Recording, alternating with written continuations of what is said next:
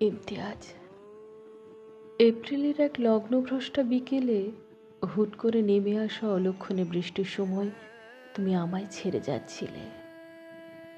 আমিও কোনো রকম পেছন না ফিরে অতি সহজ ভঙ্গিমায় নিজেকে গুটিয়ে নিচ্ছিলাম। কি জানি কেন, সত্যি কি জানি না, অথচ দেখো, আমরা দুজনেই বৃষ্টি কি অসম্ভব ভালোবাসতাম। ভালোবাসলে মেয়েরা আকাশ হতে চায় কিনা বলতে পারবো না, তবে তাদের সমস্ত চাওয়া পাওয়াগুলো ভালোবাসার মানুষটিকে ঘিরেই ডানা মেলে।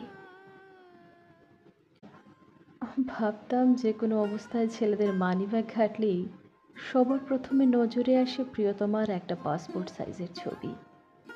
প্লেটোনিক প্রেম। ভুল ভাবতাম। একটা বেনসনিক সন্ধ্যায় তোমার মাত্রাতিরিক্ত সিগারেটে বুঁদ হয়ে থাকা চোখের কোলাজে বহু আক্ষেপ আমি দেখেছিলাম। অভিযোগ করনি, এই দীর্ঘ 5 বছরে প্রেম জীবনে একটা ছবিও আমি তোমায় দেইনি। তুমি তো জানোই, আমার চিন্তাধারা আধুনিক যুগে এসেও অনেকখানি সাবেকি। তোমার পছন্দের বাদাম রঙা শাড়ি পরে পটে আঁকা ফ্রেমবন্দি ছবি হয়ে কি হবে বলো? এর থেকে বরং আমি লাল সাদা চুড়িদারেই তোমার সামনে গিয়ে বসি, তোমার লম্বা নাকটাকে টেনে আরো লম্বা করে দিয়ে বলি, ভালোবাসি। এই তো বেশ। পর সমাচার এই যে আমি আগের মতোই ইনসোমেনিয়াক আছি। শুধু তফাৎ এইটুকুই, আগে রাতে না ঘুমিয়ে দিনে ঘুমোতাম, আর এখন দিনেও ঘুমানোর সুযোগ পাই না। ইমতিয়াজ, বাবা গত হয়েছেন 2 বছর হলো। হয়তো অনেক আক্ষেপ আর অভিমান নিয়েই চলে গেলেন মানুষটা। সারাক্ষণ বলতেন, অনেক তো হলো, এবার বিয়ে থা কর, সংসারী হ। আমি একবারও সম্মতি জানাইনি, এমনটা বললে মিথ্যে বলা হবে। একরকম বাধ্য হয়ে রাজি হয়েছিলাম শেষবার। ডাক্তার বলেছিল সামান্য প্রভোকেশনেও বাবার জন্য সর্বোচ্চ ক্ষতির কারণ হতে পারে। ছেলেটি বাবারই বন্ধুর ছেলে, রজত সেন, শহরের বিখ্যাত কার্ডিওলজিস্ট। আমার হৃৎপিণ্ডের মধ্যে যে এখনো ইমতিয়াজ নামটা জ্বলজ্বল করছে, সেটা বুঝতে তার সময় লাগেনি। আর কেই বা চাইবে বলো? আমিও কি চাইতাম? এই নিয়ে বাবার সাথে কম বাকবিতণ্ডা হয়নি। বাবা চলে গেছেন ইমতিয়াজ, বাবা আর নেই। অথচ এই মানুষটাই একসময় সব থেকে বেশি চাইতেন যাতে আমরা দুজন এক হই। চশমার পাওয়ারটা বেড়েছে। তুমি ঠিক যেমন চাইতে, তোমার বই দিদিমণি এখন একটা কলেজে পড়ায়। তার উপর এখন অনেক গুরু দায়িত্ব, একা হাতে সব সামলাতে হয়। আর যদিও কথা ছিল তোমার হাত ধরে বাকিটা জীবন কাটানোর, যদিও কথা দেয়া থাকলেই সব কথা রাখা হবে, এমন মনোহর থিওরি আবিষ্কার হয়েছে বলে আমার জানা নেই। থাকলেও যারা কথা রাখে না তারা কোনো দিনই রাখে না। জানো, তোমার পছন্দের লম্বা চুলের কন্যার চুলগুলো যত্নের অভাবে কেটে ছোট ছোট করে ফেলেছি বহু আগেই। সৌন্দর্যে কি যায় আসে বলো? রূপ দিয়ে কি প্রেম টেকানো যায়?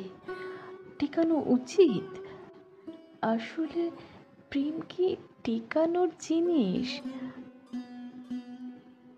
আমের আচার খেতে গিয়ে বয়াম ভেঙে ফেলে মায়ের ভয়ে জড়োসড়ো হয়ে থাকা বাচ্চা মেয়েটির মতো আমি রোজ রাতে অপরাধী হয়ে বসে থাকি স্মৃতির ডিপ ফ্রিজারে।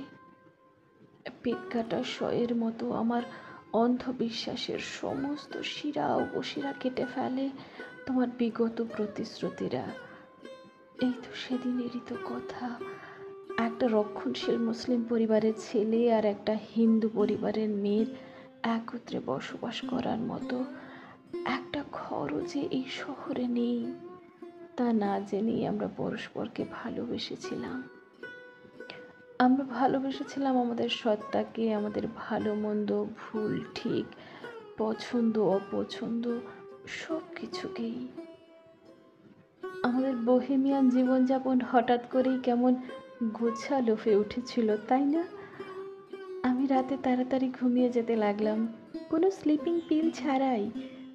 তুমিও একটা সিগারেট কম খাওয়ার বরাতে 1 মিনিট বেশি সময় চেয়ে নিতে, প্রতিজ্ঞাবদ্ধ হতে প্রতি সন্ধ্যায়।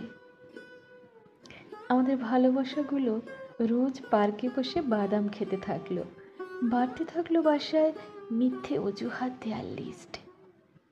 আমরা আবিষ্কার করে ফেললাম ভালোবাসার একটা স্বর্গীয় প্যাভিলিয়ন। এমনই এক স্বপ্নাবিষ্ট সন্ধ্যায় মিছিল এসেছিল বোধহয়, আবছা আলোয় দেখেছিলাম।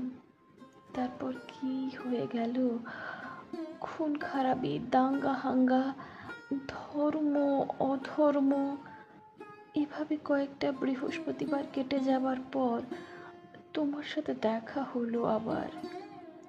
আমি বলেছিলাম চলো সব কিছু ছেড়ে চলে যাই। যে শহরে আমাদের থাকার মতো ঘর নেই সে শহরের বদহজম হোক। পরিবারের প্রতি অন্ধভক্তি এবং পরলৌকিক চিন্তাভাবনায় তুমি এমন 160 ডিগ্রি অ্যাঙ্গেলে সরে যাবে তা কি আমি দুঃস্বপ্নেও ভেবেছিলাম। ইমতিয়াজ, 4টা বছর কেটে গেছে, এই নিয়ে 4টা চিঠি। জানি তোমায় পাঠানোর মতো সাহস হবে না আমার, তবু লিখি। কেন লিখি? আচ্ছা, বিচ্ছেদের মাসেও কেন পোয়াতি কোকিল কুহু কুহু ডাকে? কেন প্রজাপতি আসে মহুয়ার বনে? কেন ফুলের গর্ভাশয় ছোঁয় নতুন পরাগ রেণু? কেন আমার এত একা একা লাগে? উত্তর খুঁজে না পেলে তোমার সন্তান সম্ভবা স্ত্রীকে জিজ্ঞেস করো। ভালোবাসা নিয়েও ইতি কন্যাকুমারী সেনগুপ্ত।